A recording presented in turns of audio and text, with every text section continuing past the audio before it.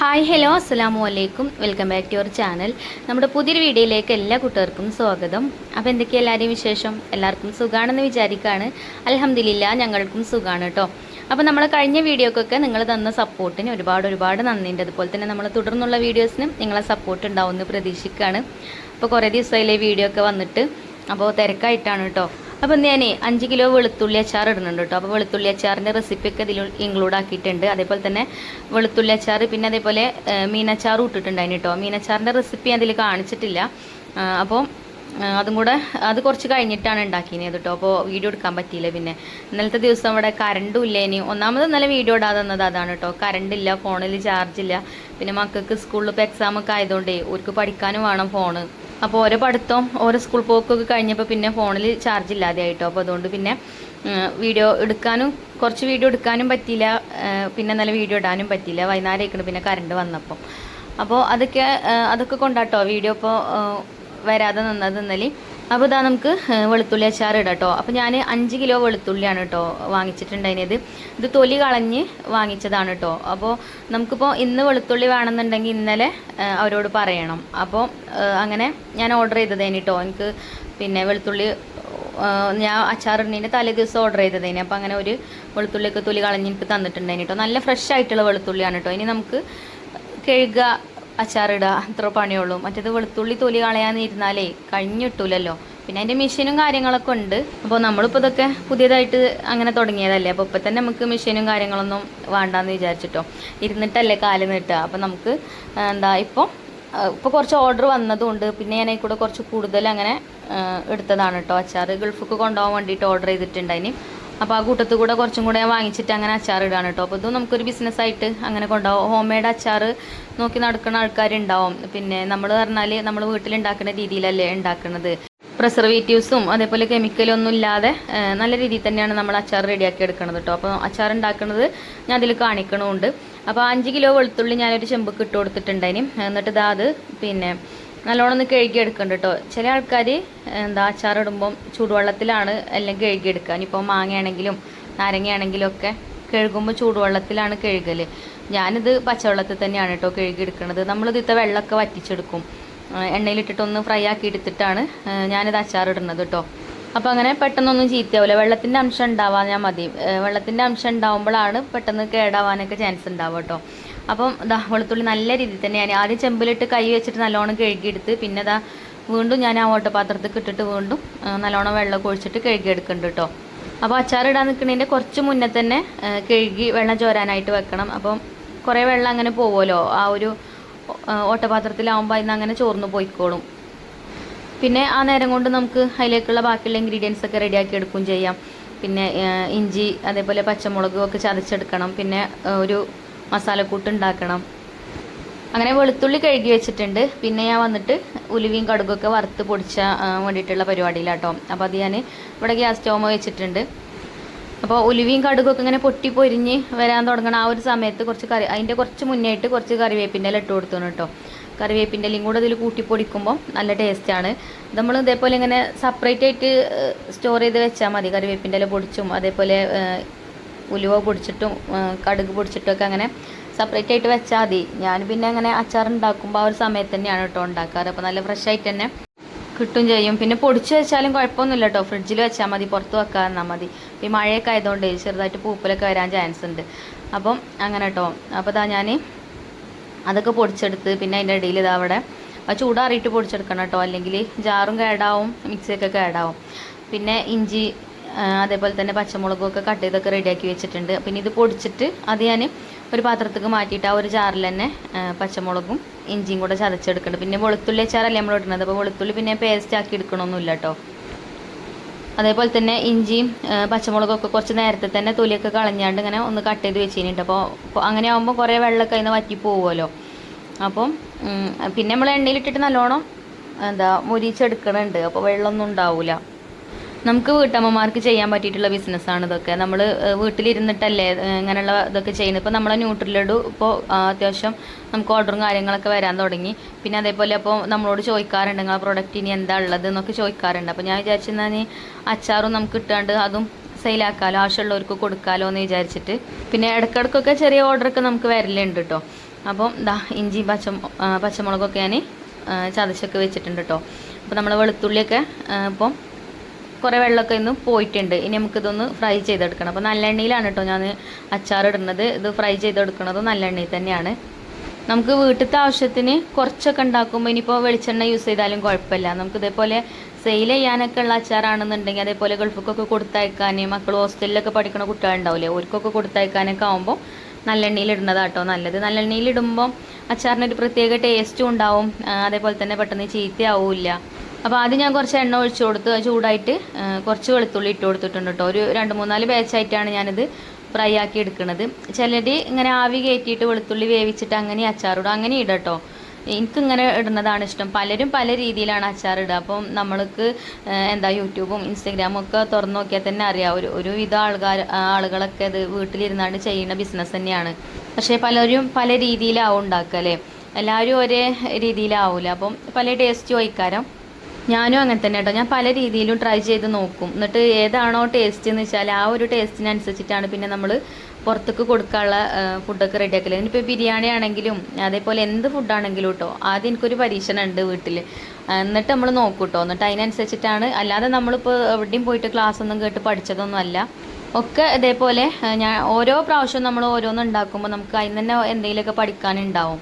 അങ്ങനെ വെളുത്തുള്ളി ഒരു ഹാഫ് ഫ്രൈ ആയിട്ടുണ്ട് കേട്ടോ. അപ്പോൾ ഞാനേക്ക് കുറച്ച് കറിവേപ്പിൻ്റെ ഇലയും കൂടെ ഇട്ട് കൊടുത്തിട്ടുണ്ട്. പിന്നെ എനിക്ക് കുറേ കൂട്ടുകാർ മെസ്സേജ് അയക്കലുണ്ട് കേട്ടോ, എന്നോട് ചോദിക്കലുണ്ട്. ഇപ്പോൾ നമ്മളെ നമ്പർ കിട്ടിയിട്ടേ, വാവുക്കാക്കുൻ്റെ നമ്പർ പിന്നെ നമ്മൾ സ്ക്രീനിൽ കൊടുക്കുന്നുണ്ടല്ലോ, അല്ലെങ്കിൽ കമൻറ്റ് ബോക്സിൽ കൊടുക്കുന്നുണ്ട്.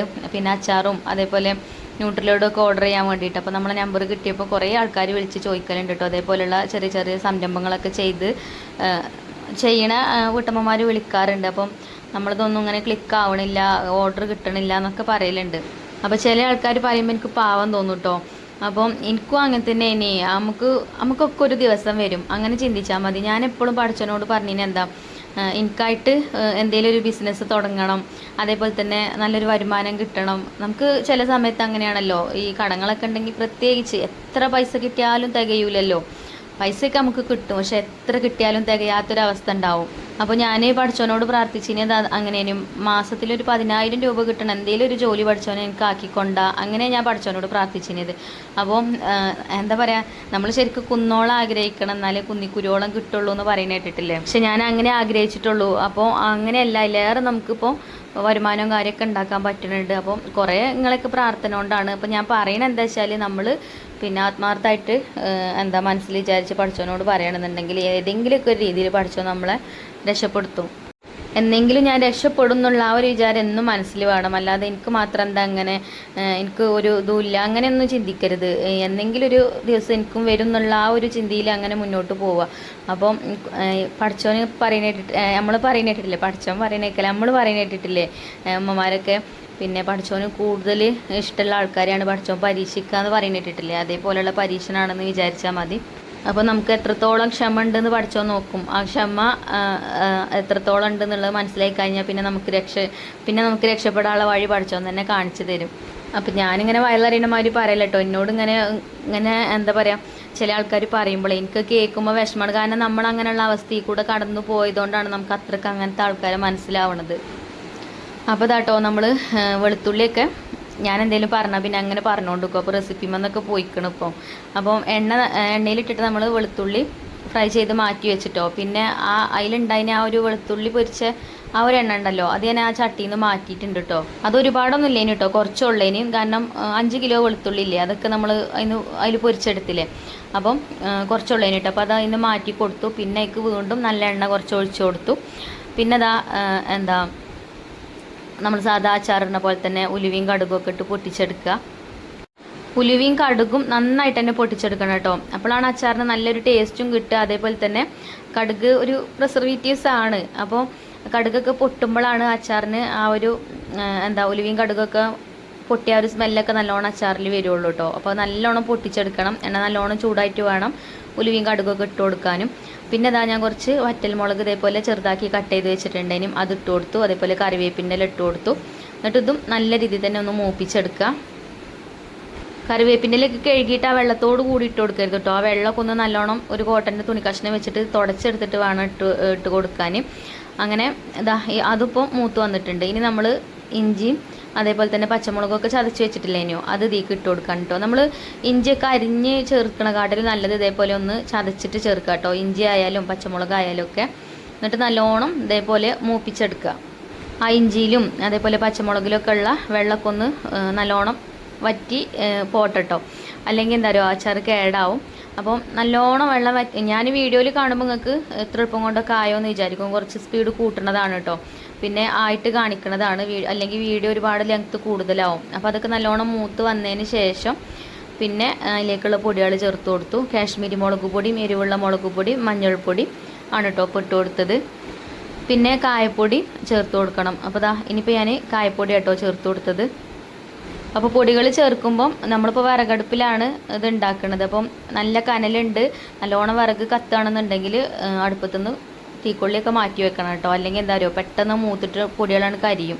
പൊടികൾ കരിയും ചെയ്യരുത്, എന്നാൽ പാകത്തെ മൂപ്പാവും വേണം. അപ്പോഴാണ് അച്ചാർ നല്ല ടേസ്റ്റും ഉണ്ടാവുക കേട്ടോ.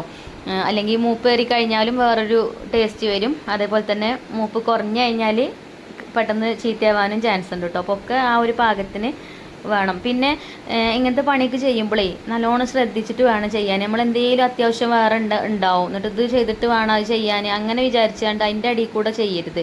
എനിക്ക് അങ്ങനെ കേട്ടോ. ഞാൻ അച്ചാറൊക്കെ ഇടുമ്പം ഇതേപോലെയുള്ള എന്തെങ്കിലും പണികൾ ചെയ്യുകയാണെന്നുണ്ടെങ്കിൽ അതൊക്കെ അവിടെ മാറ്റി വെക്കും. എന്താ ഇത് ചെയ്യുമ്പോൾ ഇതുമ്മക്ക് തന്നെയാണ് എൻ്റെ ശ്രദ്ധ ഉണ്ടാവുക കേട്ടോ.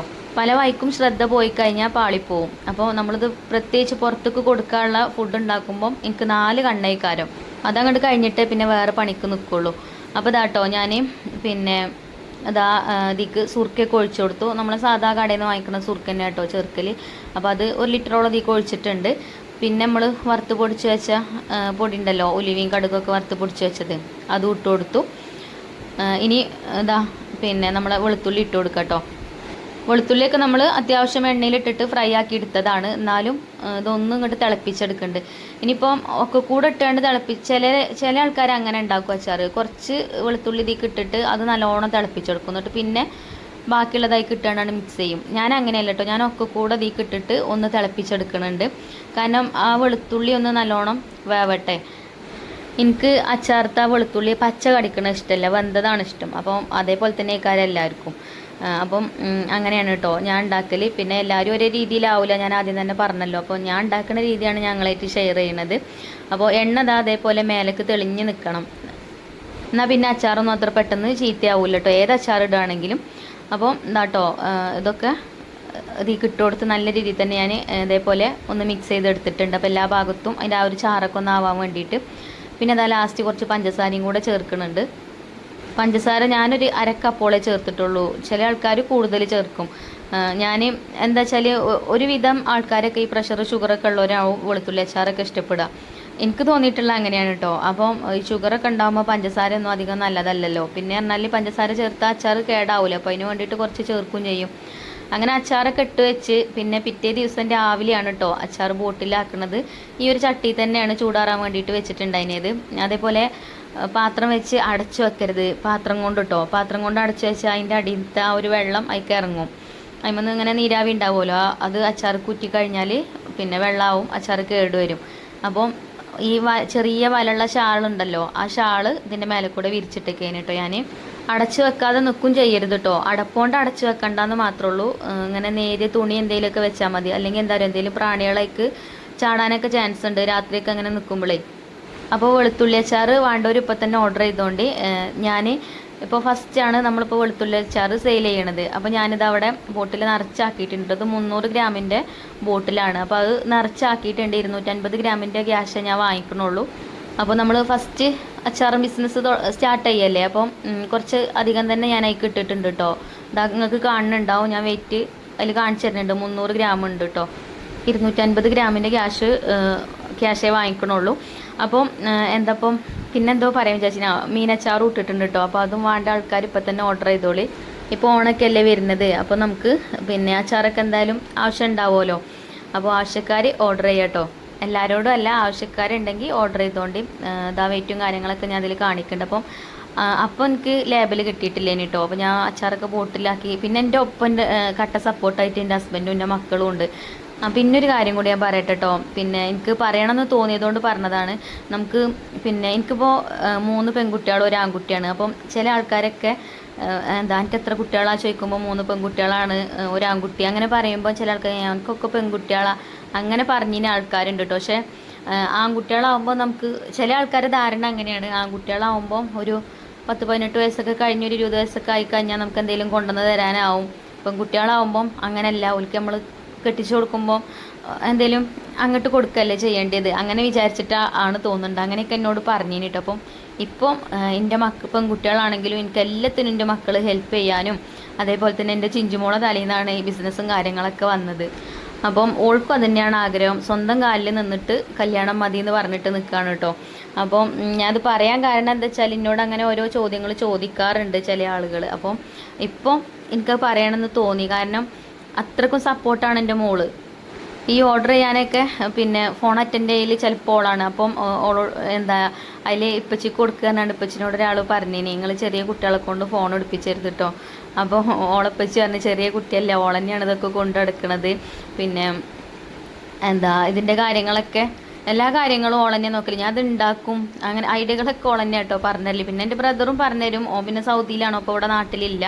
അപ്പോൾ അങ്ങനെ ഓൾ ചെറിയ കുട്ടിയല്ലേ CMAക്ക് പഠിക്കുകയാണെന്നൊക്കെ പറഞ്ഞപ്പം അയാൾ പറഞ്ഞു പിന്നെ മാഷാ അല്ലാ ഞാൻ ചെറിയ കുട്ടിയാണെന്ന് വിചാരിച്ച് സൗണ്ട് കേട്ടപ്പോഴെന്നൊക്കെ പറഞ്ഞു കേട്ടോ. അപ്പോൾ ഞാൻ പറയുന്നത് എന്താ വെച്ചാൽ പെൺകുട്ടികളായാലും ആൺകുട്ടികളായാലും പഠിച്ചവനോട് നമ്മൾ പറയാം ആരോഗ്യമുള്ള എന്താ ആയുസ്സും ആരോഗ്യമുള്ള കുട്ടികളെ തരാൻ വേണ്ടിയിട്ട് പ്രാർത്ഥിക്കുക. അല്ലാതെ പെൺകുട്ടികളാണെന്ന് വിചാരിച്ചിട്ട് ഒരു കുഴപ്പം ഉണ്ടാവില്ല കേട്ടോ. അത് ചില ആൾക്കാരെ തെറ്റിദ്ധാരണയാണ്. അപ്പം ഞാൻ പറഞ്ഞപ്പോൾ വീഡിയോയിൽ പറഞ്ഞെന്നുള്ളൂ. അങ്ങനെ നമ്മൾ എന്താ വെളുത്തുള്ളി അച്ചാറൊക്കെ ബോട്ടിലൊക്കെ ആക്കി വെച്ച് പിന്നെയാണ് ഞാൻ മീനച്ചാർ ഇട്ടത് കേട്ടോ. അപ്പോൾ അതും ചൂടൊക്കെ ആറിയതിന് ശേഷം അതും ബോട്ടിലാക്കിയിട്ടുണ്ട്. അതേപോലെ തന്നെ നമ്മൾ ന്യൂട്രലോട് കഴിച്ചാൽ നല്ല ഹെൽത്ത് ബെനിഫിറ്റ് ഉള്ള ഒരു സംഭവമാണ്. പ്രത്യേകിച്ച് ഈ പ്രതിരോധശേഷി ഇല്ലാത്ത കുട്ടികൾക്കൊക്കെ വാങ്ങിച്ചു കൊടുക്കുകയാണെങ്കിൽ നല്ലതാണ് കേട്ടോ. നമ്മൾ വീട്ടിലുണ്ടാക്കുന്ന പ്രൊഡക്റ്റാണ്. കെമിക്കലും പ്രിസർവേറ്റീവ്സും ഒന്നും ചേർക്കാതെ ഉണ്ടാക്കുന്ന പ്രൊഡക്റ്റുകളാണ്. അപ്പോൾ ആവശ്യക്കാർ ഓർഡർ ചെയ്തോളി. എല്ലാവർക്കും കഴിക്കട്ടോ, വലിയവർക്കും കുട്ടികൾക്കും ഒക്കെ കഴിക്കാം. പ്രത്യേകിച്ച് ഈ വളർച്ചയുള്ള കുട്ടികൾക്കൊക്കെ വാങ്ങിച്ചു കൊടുക്കുകയാണെങ്കിൽ നല്ലതാണ് കേട്ടോ. അതേപോലെ നിങ്ങൾക്ക് തടി വെക്കണം എന്നുള്ള ആളുകളാണെങ്കിൽ ഒരു ബോട്ടിലൊന്നും കഴിച്ചാൽ ചിലപ്പോൾ തടി വെച്ചോളണമെന്നില്ല. ഒരു 2-3 ബോട്ടിലൊക്കെ വാങ്ങിച്ച് കഴിച്ചാൽ തടി വെക്കും എന്നുള്ളത് ഉറപ്പാണ്. അപ്പോൾ ആവശ്യമുള്ളവർ ഞാൻ കമൻറ്റ് ബോക്സിൽ നമ്പർ കൊടുത്തിട്ടുണ്ട്, അതിൽ ഓർഡർ ചെയ്യാം കേട്ടോ.